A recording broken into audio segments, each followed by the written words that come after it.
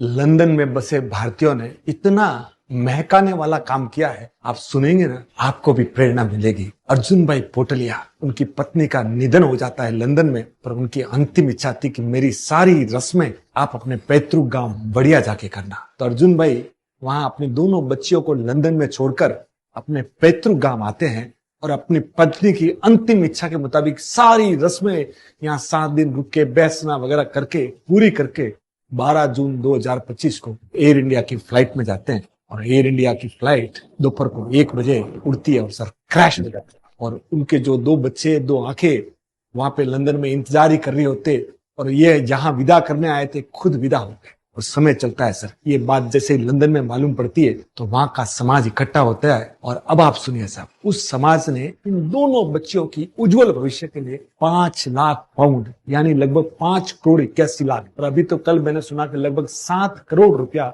उन्होंने सिर्फ 2 दिन में इकट्ठा किया। और उन्हीं के परिवार के कोई काका काकी है जिनको संतान नहीं थी, उन्होंने भी इन दोनों बच्चियों को एडॉप्ट करने का निर्णय लिया है। तो साहब ये भागीरथी कार्य के लिए गुजराती समाज जो लंदन में है उनको सिल्क सैल्यूट तो बनता ही है। और कहते हैं कि साहब वहां के अंग्रेजों ने भी इसमें जोरदार रूप से भाग लिया। तो साहब ये हमें बताता है कि हमारा समाज, भारतीय समाज जहां भी बैठा है ना साहब, तकलीफ में हम सब एक दूसरे के काम आते हैं।